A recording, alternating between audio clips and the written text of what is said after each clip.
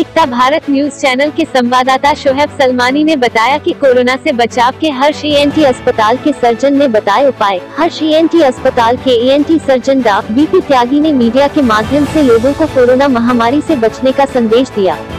उन्होंने कहा कि कोरोना वैक्सीनेशन के साथ सावधानी भी बेहद जरूरी है।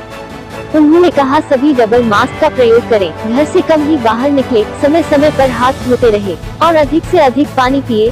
उन्होंने कहा कि कोरोना की दूसरी लहर बहुत खतरनाक है, इससे सभी सावधान रहे। आइए दिखाते हैं मीडिया से बात करते हुए सर्जन डॉक्टर बीपी त्यागी ने क्या कहा। हमारी लगातार चल रही है, हमारे दर्शकों को ये बता दीजिए प्लाज्मा क्या है और क्या इसका यूज होता है, किस तरीके से होता है, विस्तार से बता दीजिए इसके बारे में। जो प्लाज्मा थेरेपी हम कोरोना में देते हैं उसका ये होता है कि जो एंटीबॉडीज बनती हैं इन्फेक्शन के बाद वो प्लाज्मा में रहती हैं और वो एंटीबॉडीज हम अपने मरीज को इंजेक्शन के थ्रू देते हैं। तो उससे एक्सट्रैक्ट कर लेते हैं प्लाज्मा उसके ब्लड से और एंटीबॉडीज उसमें होती हैं, वो हम उसको इंजेक्शन के तौर पे देते हैं। लेकिन सबसे बड़ी बात ये है कि उसका टाइम क्या होना चाहिए देने का। उसका टाइम उस वक्त होना चाहिए जब हमें ये लग रहा है कि कोरोना अब सीवियर स्टेज में आने वाला है।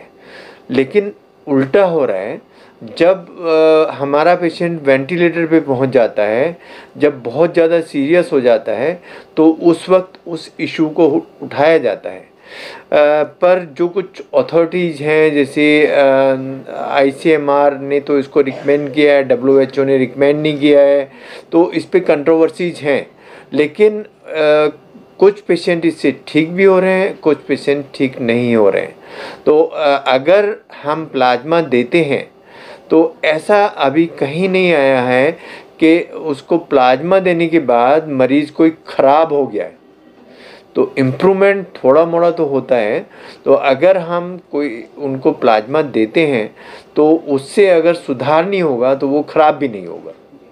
डॉक्टर साहब, आपने ऑक्सीजन के बारे में एक अपनी वीडियो बनाई थी, वो लगातार वायरल हुई है जी, उसके बारे में थोड़ा सा विस्तार से बता दीजिए। जो उस वक्त जो मैंने वीडियो बनाया था, हम जो ऑक्सीजन डिमांड कर रहे थे अपने अस्पताल में, वो सपोज हमने 10 सिलेंडर भेजे तो हमें 2 सिलेंडर मिलते थे। और हमारे पास 10 मरीज एडमिट हैं क्योंकि ये 10 बेडेड कोविड हॉस्पिटल है और 1-2 उसमें एक्स्ट्रा हो जाते हैं। जो कोई पेशेंट अगर कोई सीरियस आएगा तो एथिकली उसको हमें ऑक्सीजन देना है, भले ही मेरे पास बेड हो या ना हो। ऐसे में ऑक्सीजन मैंडेटरी है। लेकिन अगर 10 पेशेंट हैं और मुझे 2 सिलेंडर दिए जाएंगे तो मैं एक पेशेंट को 1 सिलेंडर लगा सकता हूँ। उन 8 का क्या करूँगा? आपकी उस वीडियो की समस्या भी हल हुई है या नहीं है? नहीं, वो समस्या इमीडिएटली हल हो गई है। आप लोगों के माध्यम से जो मैसेज गया है सोसाइटी में वो इमीडिएटली हल हो गई है। अब मेरे पास कोई ऑक्सीजन की समस्या नहीं है एट प्रेजेंट। एक ट्रक मेरा मॉर्निंग में जाता है और एक ट्रक मेरा इवनिंग में जाता है और उसको एंट्री मिलती है, वो फैक्ट्री से डायरेक्ट लेकर आता है। वो क्योंकि जो हमारे सप्लायर थे अग्रवाल गैस एजेंसी, उन दोनों को कोरोना हुआ था और ये बड़े दुख की बात है कि उसमें जो मिस्टर अग्रवाल हैं वो एक्सपायर भी हो चुके हैं और उसकी वजह से, कोरोना की वजह से। तो उनके थ्रू काम ना हो के अभी एडमिनिस्ट्रेशन ने संभाला है, उस एजेंसी के थ्रू हमारे ट्रक अंदर जाते हैं और हम 3-4 अस्पताल मिलके एक ट्रक में भर के भेजते हैं और हमें बिल्कुल समय से ऑक्सीजन मिल रही है। डॉक्टर साहब, जैसा कि आप एज ए डॉक्टर भी हैं और समाज सेवी भी हैं, तो कोरोना काल में जो कालाबाजारी हो रही है, दवाइयों की हो, ऑक्सीजन की हो, उसके बारे में आपकी राय क्या है? मेरे हिसाब से देखिए, ये इस तरह की मुसीबत और आपदा है, ये आज किसी और के ऊपर है, कल मेरे ऊपर भी आ सकती है। तो ये चीज़ अगर कोई सोचेगा कि आपदा मेरे ऊपर भी आ सकती है तो हो सकता है वो कालाबाजारी ना करे।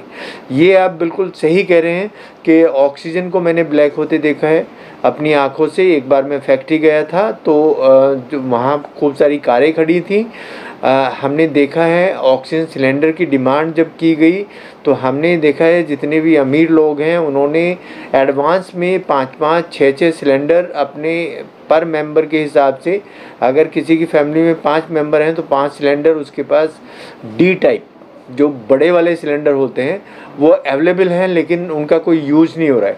उन्होंने क्यों रखे हैं कि अगर हमें कोरोना हुआ तो हमारे पास ऑक्सीजन होना चाहिए। जो अभी ऑक्सीजन हमें मिलना चाहिए मरीजों को जो मर रहे हैं, वो ऑक्सीजन से मर रहे हैं, और एक जगह वो खाली सिलेंडर रखे हुए हैं, भरे हुए सिलेंडर रखे हुए हैं, वो गलत है, बिल्कुल ये एथिकली रॉन्ग है। डॉक्टर साहब, जैसा कि देखा गया है कि ये मोहल्ला क्लिनिक जो खुले हुए हैं, गली गली में खुले हुए हैं, ये छोटे छोटे क्लिनिक जो खोल रखे हैं लोगों ने, इसमें डॉक्टर अब जो है मरीज को देखने से भी परहेज कर रहा है। आप जैसे लोगों ने क्लिनिक बना रखा है, ये बहुत अच्छे से चल रहा है और सेवा भी कर रहे हो लोगों की आप, मगर इन डॉक्टरों के लिए क्या कहना चाहेंगे आप? मैं तो यही कहना चाहूँगा कि जो अगर कोई डॉक्टर बना है तो वो सिर्फ जनता की सेवा के लिए बना है, या तो इस प्रोफेशन को चूज नहीं करना चाहिए था। अगर आपने इस प्रोफेशन को चूज किया है तो इसको 100% शिद्दत से आपको निभाना चाहिए। और ये जो महामारी है, इसमें अगर कोई डॉक्टर पीछे हटता है तो मैं उसको बिल्कुल गलत मानता हूँ। हमारी गवर्नमेंट ने जो वैक्सीन बनाया है वो सबसे पहले हेल्थ केयर वर्कर्स को लगवाया है। हेल्थ केयर वर्कर्स को लगवाने का मकसद ये था कि हम लोग फ्रंट लाइन वर्कर्स हैं, हम आगे बढ़ के अपने मरीज़ों का इलाज कर पाएँ। फर्स्ट प्रायोरिटी देने का मतलब यही था, लेकिन कुछ हमारे साथी जो इस तरह का काम कर रहे हैं वो ठीक नहीं है। मैं अपने समाज को ये संदेश देना चाहूँगा कि एक तो सब वैक्सीन लगाएं, और वैक्सीन लगाने के बावजूद भी अपनी सावधानी रखनी है। इस वाली वेव में आपको डबल मास्किंग रखनी है, और उसके साथ साथ हाथ साफ करने हैं, 2 मीटर की दूरी मेंटेन करनी है, और साफ़ सफाई का ध्यान रखना है। अगर हम घर में भी हैं, किसी एक को कोरोना हुआ है तो उसको भी हमें आइसोलेट करके मास्क लगाने हैं। और इसके साथ साथ में जैसे कि अगर घर के अंदर परिवार में उनको ट्रीटमेंट अगर ठीक से नहीं मिल पा रहा है तो फिर फिलहाल में पानी या किस तरीके से खाने का यूज़ कर सकते हैं? इसमें सबसे बड़ी दिक्कत ये होती है कोरोना में कि थक्के बनते हैं और उसी की वजह से कॉम्प्लिकेशन होती हैं। तो मैं ये अब आप लोगों को सलाह देना चाहूँगा अपने मीडिया के माध्यम से कि आपको खूब पानी पीना है। खूब पानी पीने का मतलब है कि अगर मेरा वेट 60 किलो है तो मुझे 3 लीटर पानी पीना है। उसको हम कैलकुलेट कैसे करते हैं, वेट को आधा कर देते हैं और उसको 10 से भाग कर देते हैं। अगर 80 है तो अगर हम आधा करेंगे 40 हो जाएगा, 10 से भाग करेंगे 4 लीटर हो जाएगा।